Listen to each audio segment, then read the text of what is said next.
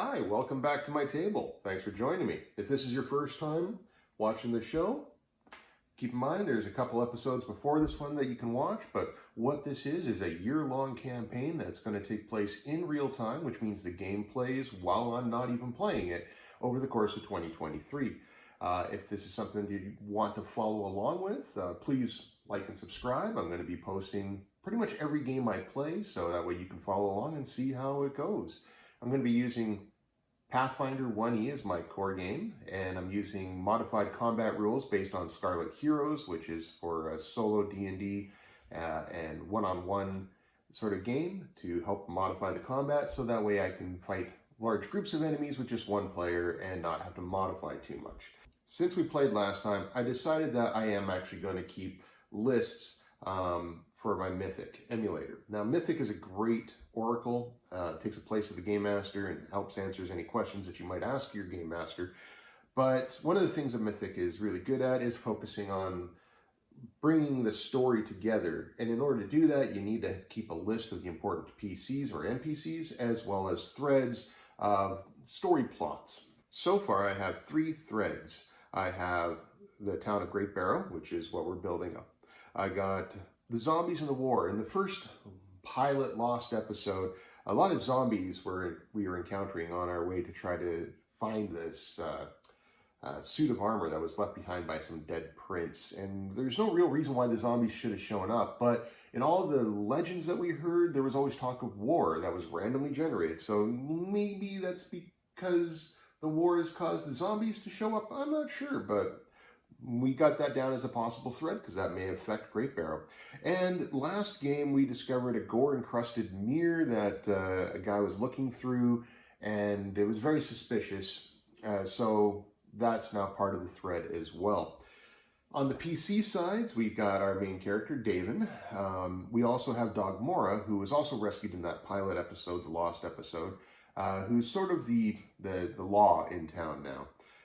But the guy who was looking through that gore-encrusted mirror was Durin Strongdog, and not really sure too much about him because he didn't tell us anything other than he's got some sort of disease and he's trying to cure himself, and he disappeared in the middle of the night. So that's highly suspicious as well. So I got 3 threads, 3 PCs, and as I play, more is going to get added. Each of these threads have been given a set of cards. So I have 3 for the characters, so 1, 2, 3. And for my threads, I have 3 going backwards from 17.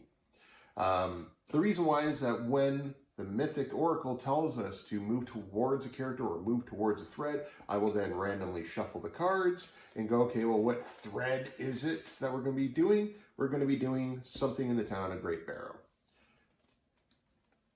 It's a good system, works really well. So as things progress, this list will get bigger, it might get smaller, things might get crossed off as things get resolved, or people die, who knows. So threads are going to be important to Mythic. I'm going to move that to the side. The other thing that I did as well was I ended up buying every single bestiary for Pathfinder. So, yeah, went a little overboard, but you know what? Wanted to have them all. So I got all 6 of the bestiaries now, and then I went through and I modified each one by the terrain type and CR value, so that way I can randomly roll monsters and go to the appropriate book. Here's what I found. No, this is not what you found. That was nice of Siri to interrupt us. Okay, so since our last adventure, I have had enough XP to level up, and I've got enough loot and goods to get started on the town. So again, the idea is that we are going to map out this world, which is randomly generated as we play, and we're starting in the town of Great Barrow. We've gone south, where we found the demonic mirror, and we've gone to the east, where we found some mountain ranges. As I play, this book will hopefully get filled out and fleshed out more, so after a year of playing, we'll have a really cool map or something. But ultimately, a legacy, a stronghold to call our own. So now we got to decide what's happening. Now, I already rolled up for every day that I haven't played. Last day I played was January 22nd. It's the 23rd through to the 12th, and today is February 12th. So I rolled up with the same rules from the first video that I posted, And it looks like we got about 5 events that take place in the town. I'm going to leave my chaos factor at 5 for now, but I'm going to raise and lower that now that I'm keeping track of lists.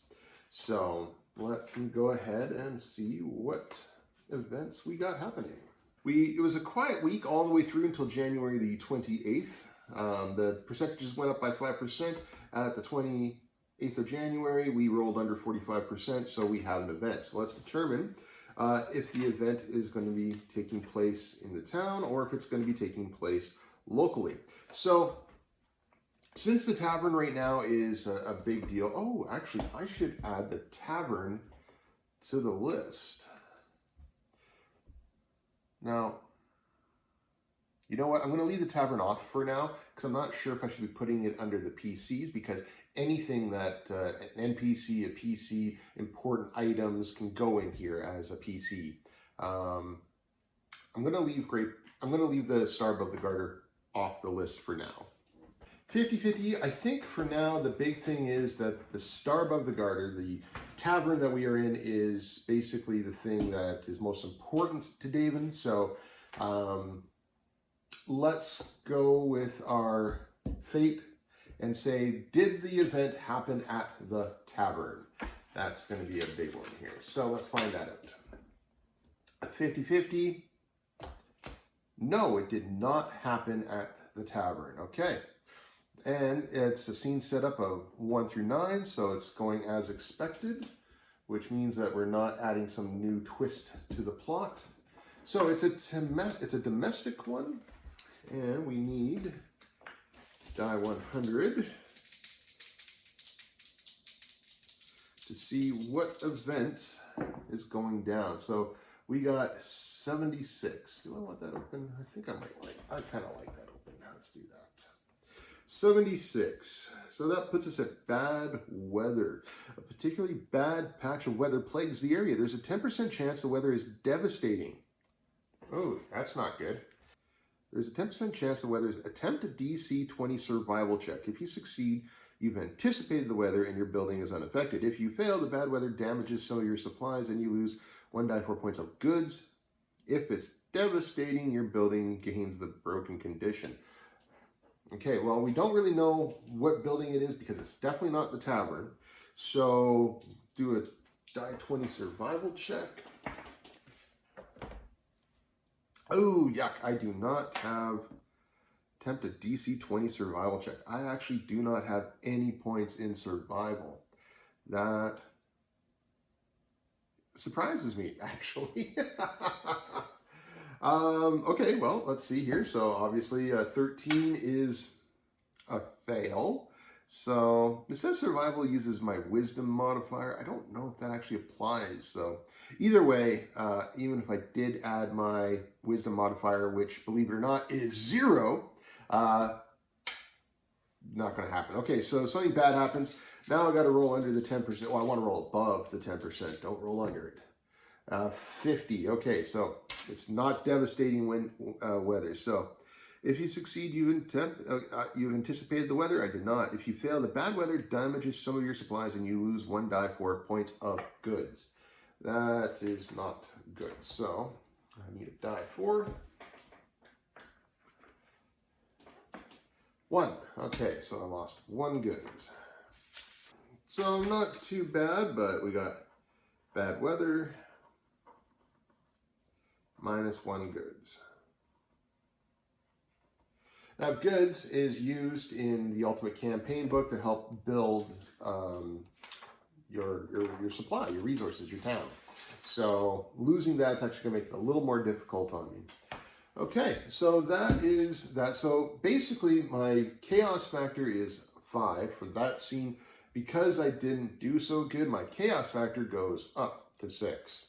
So we now have 2 days of nothing. We're recuperating from the bad weather for 2 days. And on January 31st, another event takes place. So again, is it the tavern? Now, since my chaos factor is 6, I'm still giving the odds 50-50. But because the chaos factor is 6, I actually have to go up. So it is now going to be 2 cards at any yes. So is it the tavern? No. Is it the tavern? It is. And we have a scene interrupt, which takes place because our chaos factor is between 2 and 9. Okay, so what I'm going to do for my interrupt scene is we're not going to totally change up the event. What we are going to do, though, is we're going to determine, first off, what it is. It's a tavern scene, so we're going to go to the tavern. And then we're going to interrupt it using the Mythic Emulator. All right, tavern event is 69. So protection racket. That sounds about right. Okay, we got to do a protection racket. So thugs show up at my tavern and attempt to extort money from your shop for protection. You can pay their demand, an amount equal to the building's maximum possible gold points earned in a day, or attempt to scare them off with a DC 25 intimidate check. If you fail to run them off, they steal an amount of merchandise and cash equal to twice their initial demands, plus 1 die 4 worth of goods. Oh, okay, so I'm going to put down in my notes here that we got an interrupt scene. Okay, and because it's an interrupt, we are going to determine the focus of this interrupt. So the focus is an NPC positive. Oh, okay. So something good with the NPC positive. NPC positive. Well, to me, that sounds like it's going to be one of these, but let's find out. So which PC, now it can't be David, so if I draw, I'm just going to take David out because it can't be David. So it's either going to be Dogmora or it's going to be Derwin. I'm kind of thinking it's going to be Dogmora, but I mean, I don't know. Let's find out. It's number 2. It is Dogmora, our Justice Lady. Okay, so these thugs come into the tavern and they're like, "Hey, nice place you got here. Shame if something bad happened to it."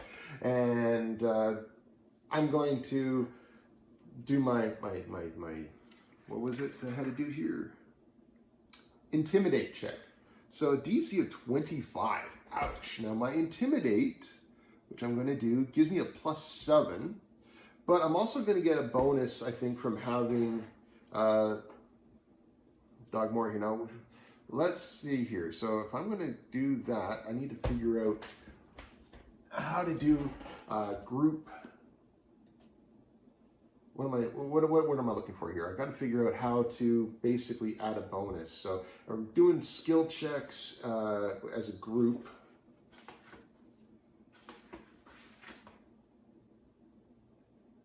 Oh, okay. So I'm going to get an 8 another. So basically, Dogmora is going to try to do a skill check at a base difficulty of 10. If she does, then I get an additional +2 to my roll.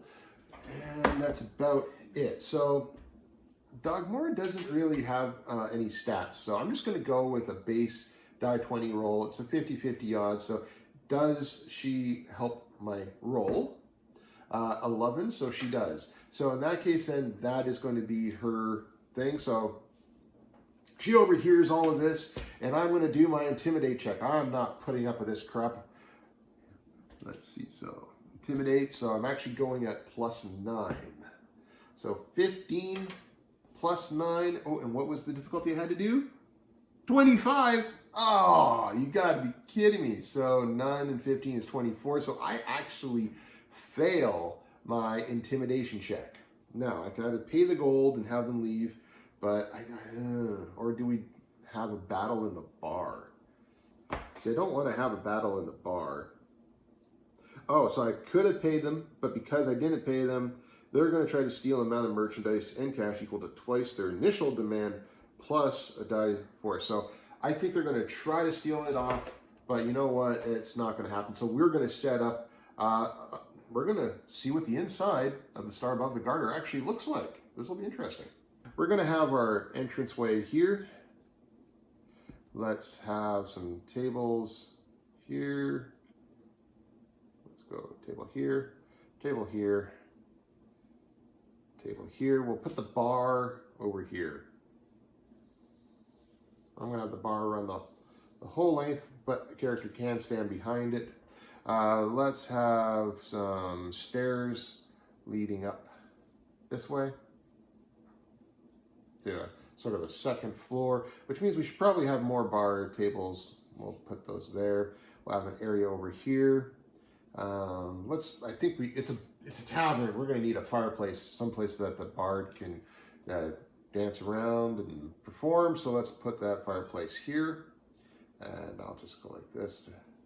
We've got to stay in the spirit of this. I want actual thugs. So I'm using the thugs from the Scarlet Heroes rules because they're already pre-designed up and ready to go. Let's take a look. It doesn't say how many. Thugs attempt to extort money. It doesn't really say how many thugs, but it's definitely plural.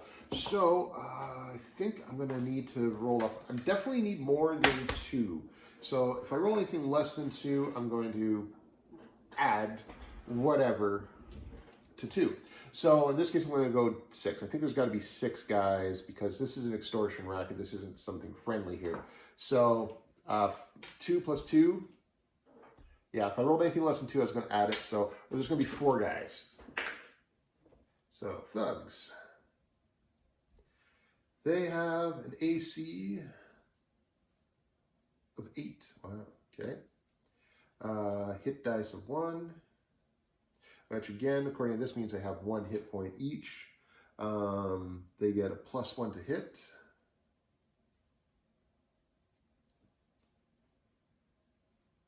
And their damage is a die 6. And they got a morale of 8. So, yeah, we could try that. I'm not sure if I'm going to do morale or not. Okay. So I said that there was 4 of them, so we got to do 4. 1, 2, 3, and 4. I'll check them off that way. And I'm going to get some miniatures to represent Dogmora and the thugs. Okay, so how it works right now is this is the star above the garter. We got our bar, we got our entrance, we got a fireplace, we got some tables, and we got some stairs leading up to a 2nd floor. We got the 4 thugs over here, and we have our hero, David, right here behind the bar, and these guys were trying to extort. Dogmora, our justice lady, is standing over here, and so she gave him a bonus by trying to yell at him like, hey, you guys, get out of here, sort of thing, but they didn't listen and failed. So now we're going into full-on combat. So the question is, initiative-wise, I go first, followed by my NPC, followed by those guys. This is just based on Scarlet Hero rules. PCs always go first unless they were surprised. Was not surprised in this sense. So let's get my die out. Now, I'm thinking myself, I got a guy here, a guy beside him, and then I got a guy here and a guy beside him. There's a path in between. I think what I'm going to do is I'm going to try to use a quick maneuver to jump over the bar. Dogmora, I want to point out, even though she looks like she's a badass with armor and a sword in this little picture here, she really doesn't have any weapons. She's an NPC. She's not a fighter. She's just a judge, jury, that sort of thing. I'm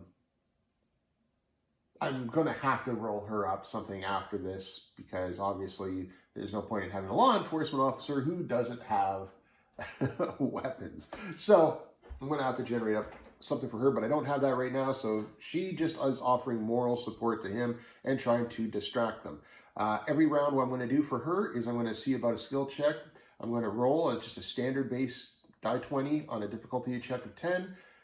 If that's the case, then I'm going to get a +2 to my roll because she distracted them. Other than that, she's not going to affect damage or anything like that. The nice thing, though, is that this is the first game that I get to use my Fray die.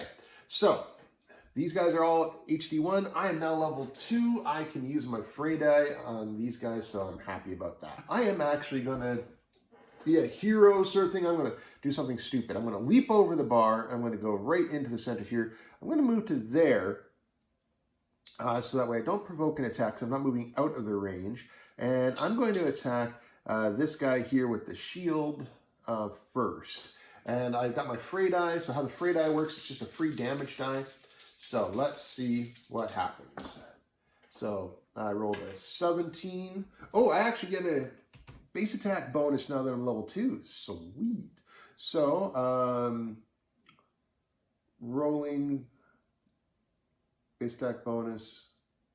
So it's actually going to be +2. So I hit 19. My longsword actually has a crit double damage on a 19 or 20, which is good. My Fray die is a free damage die to anybody lower HD than myself, or equal to or lower. So as I leap over the bar, I literally have my rapier out and I slice at this guy here as I land over to here. I deal a 6, so a 6 deals 2 damage. So it literally kills the one guy. One guy's dead. I'll just drag the sword behind me as I leapt over the bar and automatically took him out.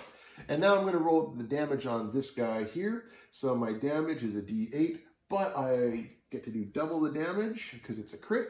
So I roll twice. So here we go.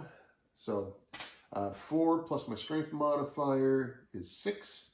And then I did a 7 plus my strength modifier. So, okay, so I hit within the 6-9 range both times, which means I did 4 damage. There's nobody else around, and that's enough to kill this guy here. So 2 guys are down, leaving 2 guys behind. Oh, I forgot to roll up her thing, but that's okay. We'll say the first one counted as the first one. So now these guys are going to move up. So let's have this guy. He's going to move up to here into melee range, and he's going to try to attack me. So he gets a +1 to his attack. My armor class is still 17, I believe. No, it's 14. So he gets a +1 to his roll. So he misses. This guy moves up and also attacks. 16 definitely hits. So it does a die 6 of damage to me. Die 6 of damage, so it does 2, so it's 1 damage to me. So my health has gone down to 17. All right. And new rounds. Let's see if Dogmora helps me with her taunts. I rolled an 8, so she does not. So I'm going to try to attack them again. Oh, wrong dice, so let's try it again.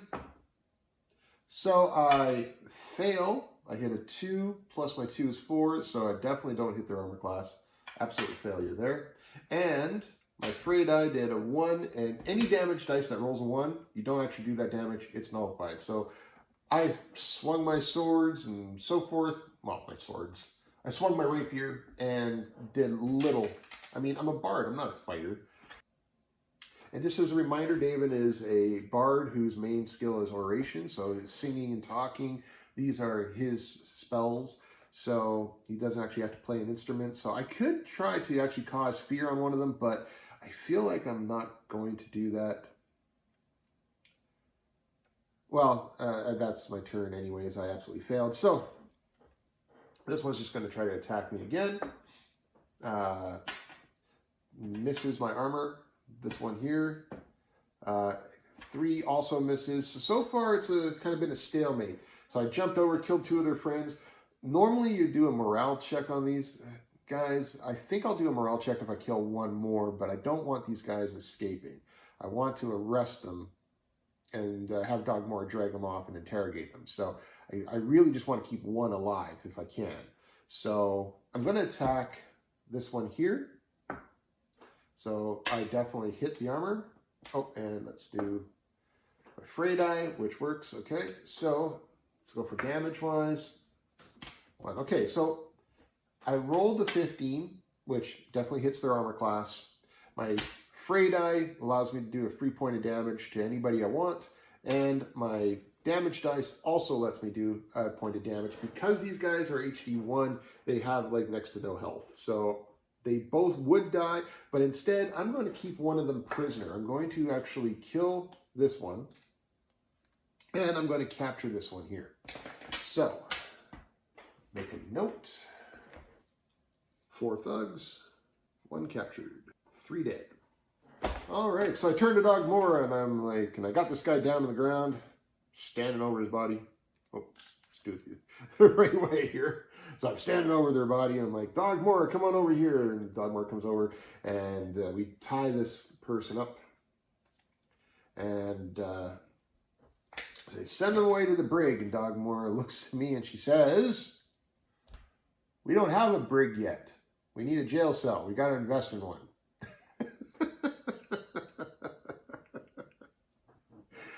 It's funny because we don't actually have a jail yet, so I definitely have to build a jail. So guess what our first expansion is going to be in Great Barrel? That's what we're going to be building on. I do have points for that, so that'll be for the next week's game. So, okay, so Dogmora takes the guy off, and I clean up this mess. You know what? On second thought, I'm going to keep this just like this for now because we still have 3 more events to do, so we might need this. So I'm just going to put this over here. But I do need to clean that off. So after that, we put things back together, February 1st. Let's see. On the 2nd, though, so a day later, another event takes place. So again, so my chaos factor, I think it needs to go back down. You know what? I am going to track this. So let's use this. So my chaos factor was 6.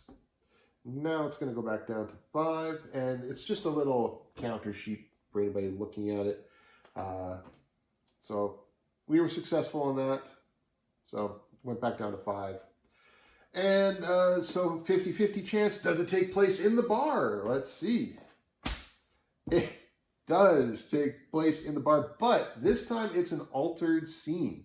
So an altered scene is a completely different scene than what was supposed to happen.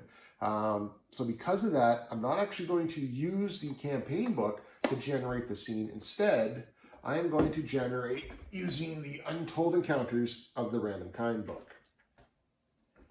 So I'm thinking about using slums. I do have rural. Definitely not going to use noble quarters. Or do I use lanes? I don't think lanes is appropriate for Great Barrow right now. It's supposed to take place in the tavern, but that's not going to happen. So let's go slums. It's going to be a slums sort of thing. And let's figure out how many encounters are actually happening, because this isn't an altered scene.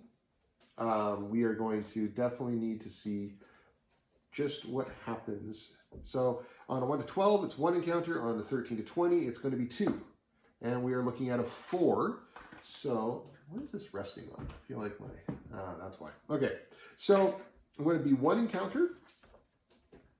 And let's see what that encounter is that we're going to be playing out. So 42. A local priest. There are many rumors around the local preacher. Oh, okay.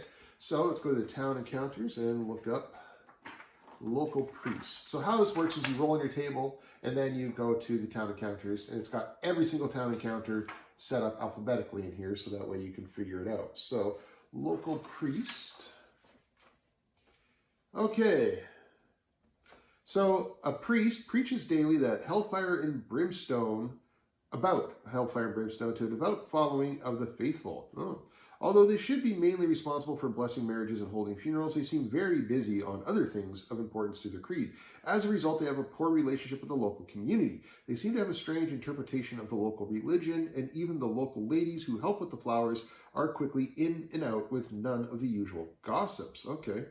Also, a few new additions to their congregation seems to have vanished, and the locals are respectful but wary. The priest will be friendly with the characters unless they question the preaching in some way. Okay, so it sounds to me like some priests of a religion is starting up in Grey Barrow. I don't know anything about the religion, and I don't know if I want to actually flesh that out yet, because I kind of want to know what happens as it's happening. So this encounter is going to be, I kind of feel like the encounter has to be the fact that some priests that came in here and are trying to preach and take away from my patrons who are obviously there to not be preached to. So let's get some locals in the tavern here, and let's get a preacher and see what happens. By the way, these awesome little figurines come from Index Card RPG.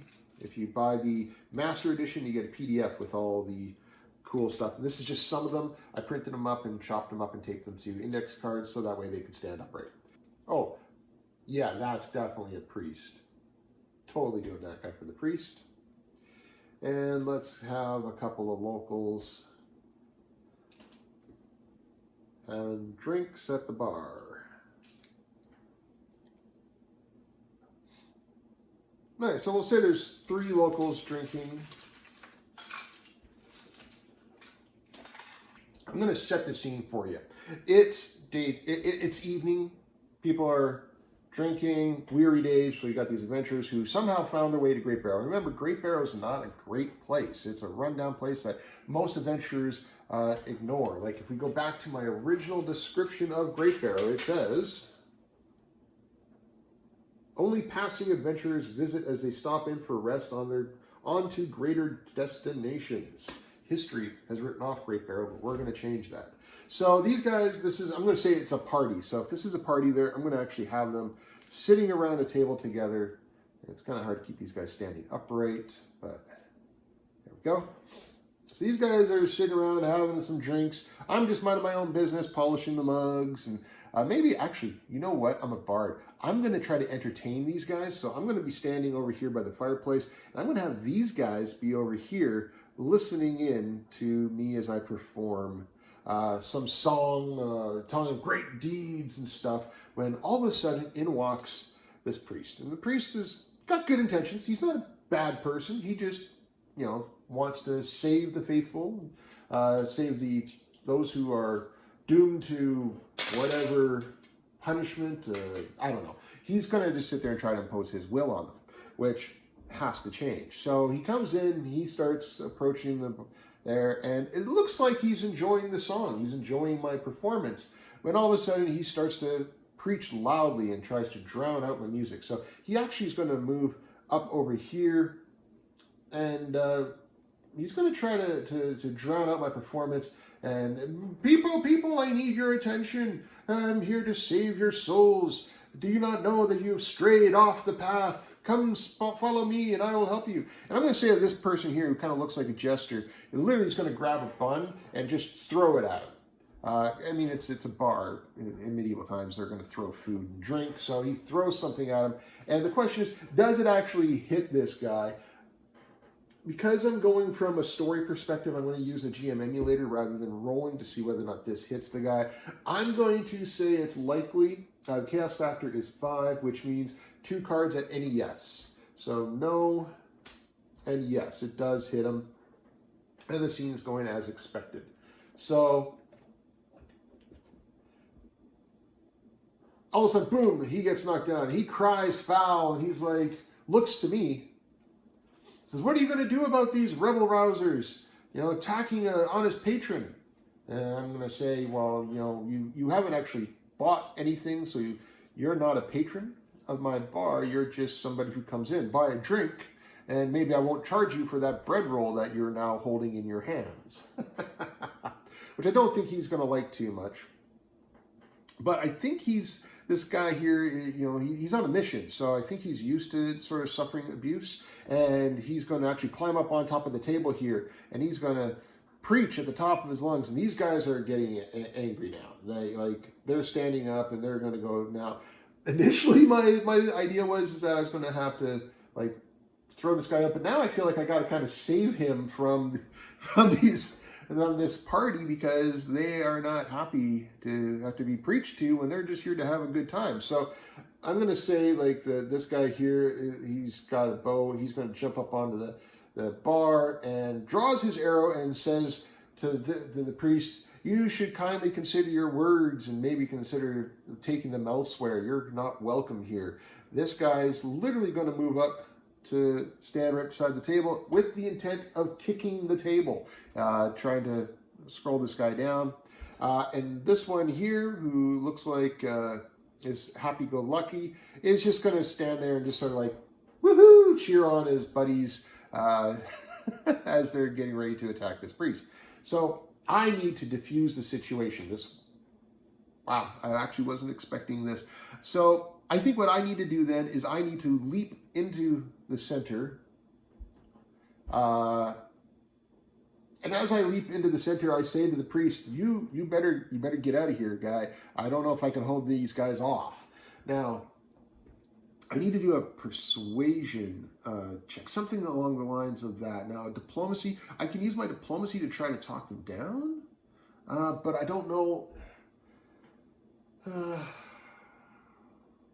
Like I could, I'm in the middle of performing, so I could literally do a spell as part of it. So let's see here. I can do, what do I have? So cantrips, I got, you know, I do have the ability to cause fear, but I don't know if I want to scare this priest, because if I scare the priest, maybe the priest will just see it as more of a reason to come back rather than a reason to leave, and I don't know how to deal with that. So I jump in, and I'm going to use my Intimidate check on this guy here. I'm going to give myself a difficulty of 12 to try to intimidate him to leave. Do I intimidate the priest? Yeah, because he's not. So I'm going to intimidate him by saying, these, like, I may not be able to stop these guys. You got to run, man. They're going to kill you. So 5 plus my Intimidate of 7. That puts me at 12, so I actually hit it. So I convinced this guy he's got to take off. So this guy just and he runs out of there as fast as he can. Now these guys are upset and they're angry. Can I talk these guys down? So I think I need to use a diplomacy check on this. So I'm going to go with my diplomacy, which gives me a +7 to my roll. Still using a DC of 12. 13 plus 7 is 20. So yeah, so I'm able to talk these guys down. And I'm like, hey guys, thanks for getting my back there. I'm going to pretend that I'm actually befriending these guys. Like without their help, we couldn't have gotten rid of that priest. I'll be like, you guys, you're good guys. You're going to have a free round of drinks on me. And I proceed back over to the behind the bar here. And these guys are like, yeah, free drinks. Woohoo, star above the garter. Like everybody's going to, the reputation of the star is going to go up for sure. So good. So that worked out well. So I'm going to put down for my notes for this priest. Now I'm thinking that this priest is setting up shop in here, so I need to add this priest, who I don't know anything about yet, to the PC list here. So 4 is going to be priest, and I'm going to put a question mark because I don't know who he is. And I'm going to have to give him 4.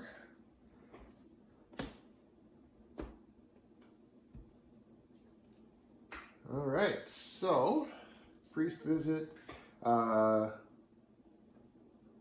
Diffused fight.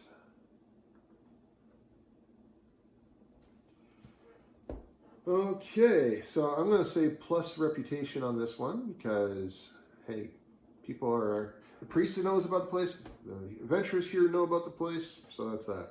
So after that was said and done, these guys go away. After that, we actually go February 3rd through the 8th with no events whatsoever until the 9th, when I rolled under 50% at that point and we generated a new event. So again, let's go ahead and see if the event takes place in the bar. So 50-50 chance. Do I raise my chaos, lower my chaos factor on that one? I say that went really, really well. So yeah, I'm going to lower the chaos factor a bit because that went well. So I'm going to say 50-50. So 50-50 now says I have to draw 2 cards and they all have to be yes to say it is the tavern. So that's a yes and that's a no. So there we go. And our chaos factor is 4. So it's an expected scene. So it is not happening in the tavern and it is an expected scene. So we're going back to the ultimate campaign to determine what sort of random event is happening in town today. So here we go. 42. There's a building specific event. Oh, okay. So that's going to change things up a bit. So the only other building is the fact that we got this jail cell that is not quite a jail cell yet. So let's see, do I have anything for a jail cell. I don't actually have anything to say. So this is going to take me, yeah, so a jail over here. Okay, so it's a building specific event. The only other specific place that we have right now is the non-existent jail cell. So the sheriff's office, the law office, whatever you want to call it. I'm going to say it taking place in there because Dogmora is interrogating this thief. Now, I guess I want to know is, did the thief escape? How about that? So my chaos factor is still 4, so I'm going to draw. I'm going to say, do I want to say, I think that'd be a very fun thing for our story. So I'm going to say it's likely that what happened is the thief escaped rather than was helpful. So I'm going to say it's likely. So that puts me down to, normally I'd be drawing 2 cards and any yes would do it, but because my chaos factor has gone down, I'm going to change that to 50-50 odds because it lowers it. So 1 card. Did the thief escape? The thief escaped as expected. Okay. That's not good.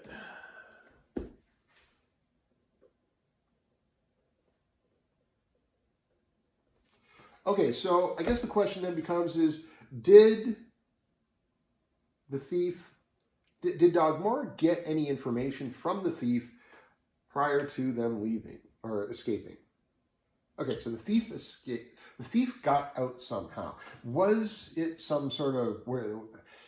I want to ask if they broke out, but I don't think that's going to be right. Let's play this out. So it's daytime on February 9th, and all of a sudden, in bursts through the door Dogmora. She's like, "Oh my goodness, the thieves escaped!" And I come running around the corner. I'm like, "What do you mean the thieves escaped? How did the thief get away from you?" And she said that she doesn't know. We don't have a jail cell, so I was doing my best to keep him on lockup. But really, there's no jail. We gotta build a jail. I think that's pretty much the scene.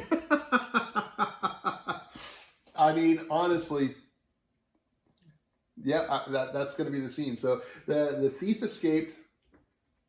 So now I got to the thieves. I got to put the thieves in the threads here. So 14 is going to be thief and extortion, maybe? Yeah, okay, so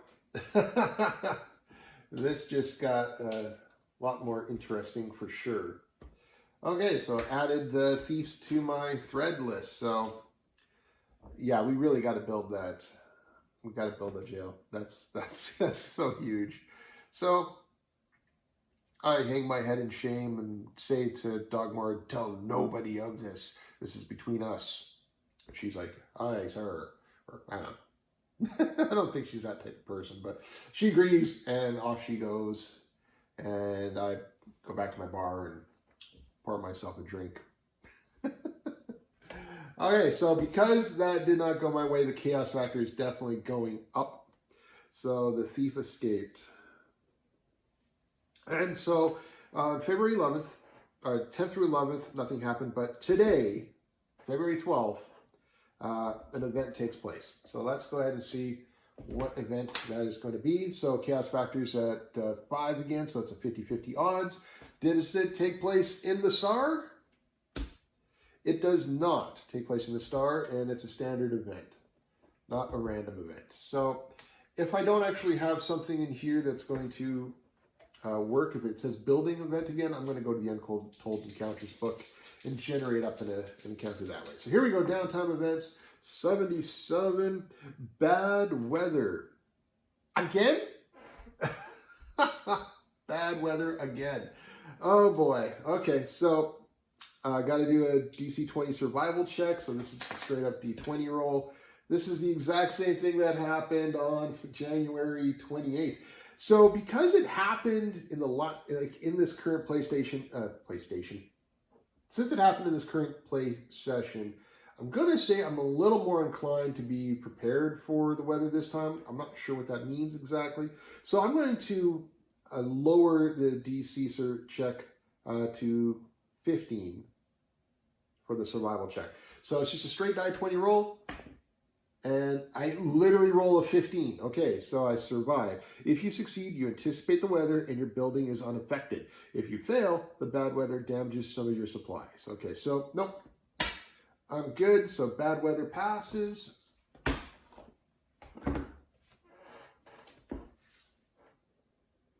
And don't lose anything.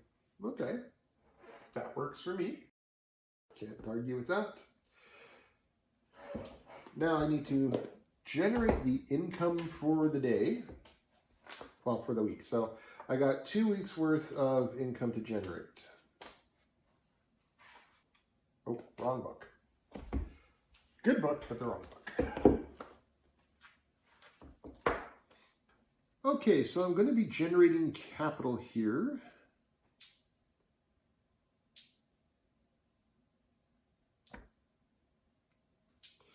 So I got to do 21 rolls to determine what I'm actually getting. So on the 23rd, I'm going to do a die 20 plus your character level plus your modifier minus 5 for this. Okay, so I'm going to be doing perform. So it gives me a plus 7 minus 5, so it's plus 2. I'm also level 2, so it's plus 4. So just to break that down, so if you're following along, I'm going to roll a die 20 plus my character level, which is 2, plus my highest ability modifier, which is 7, so I'm at plus 9 right now, minus 5 brings me down to plus 4. So die 20 plus 4, I'm going to do 21 days of this, and we're going to see how much I earn. So my first skill check, so plus 4, 16 plus 4 is 20, so that gives me plus 2. So I'm going to put this down underneath here. Actually, let's go, yeah, underneath. So plus 2 for the 23rd. On the 24th, I get 20. So again, it's another 2. Next day, 8 plus 4 is 12. So it gives me plus 1. So this is goods and influences, labor, and magic that I'm going to be using to help build our town. So 16 plus 4 is 20, so that's another plus 2. And how it works is if my skill check result is 10 or higher, it's 1. If it's 20 or higher, it's 2. 30 or higher, it's 3. And 40 or higher, it's 4. And then every 10 points after 40, it's never going to happen for me, but it could. So then we're going to add that up, and then we're going to deduct how much it's going to cost to make a jail for the next game session. So hopefully I have enough. So on the 27th, I roll 13, so it's a plus 1. On the 28th, 15, that's 19, so it's still plus 1. 15 and 4 is 19, so plus 1. Another 15, I'm just rolling 15s like crazy here. Woo! 18, oh, so that one's finally, I get a plus 2. That's good. And we're crossing into February now. Oh, and February 1st is a bust. Nothing. All right. February 2nd is a nat 1. Ooh, yuck. So I'm actually wondering if that should cost me money, but that was when the fight happened and I spent with the priest showing up. So I'm actually going to say not only did I gain reputation, but I'm going to lose 1 goods. 1 goods. And I'm going to say that those goods are the beer and the food that I gave to those guys that I convinced helped me get rid of the priest, even though it was all me. All right, so 11 and 4, so that gives me plus 1 on the 3rd. February the 4th, again, it's going to be another plus 1. 7 and 4, so it's plus 1 for the 5th. The 6th is 18 plus that, so that's that puts me over 20, so that's plus 2. The 7th, 8, so it's plus 1, because 8 plus 4. The 8th, 9, so 9 plus 4, so that puts me over, so plus 1.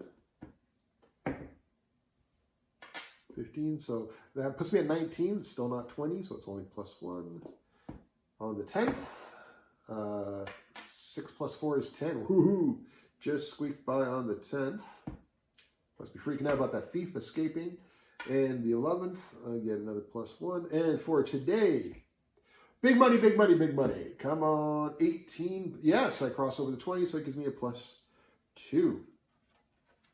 All right, so let's tally this up and see how many goods I got. So 2, 4, 5, 7, 8, 9, 10, 11, 13, 14, 15, 16, 17, 18, 19, 20, 21, 22, 23, 24, and 25. So total is 25 goods and services. Okay, so now I want to build a jail, and there is a jail in here.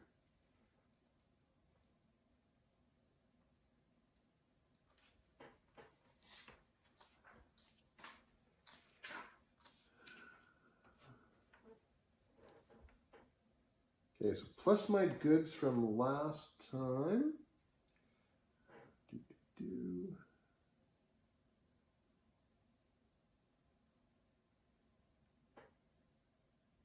Okay, so I don't actually have enough to build the jail. I'm going to need to generate more goods. I got the influence and I got the labor points. I just don't have the good points.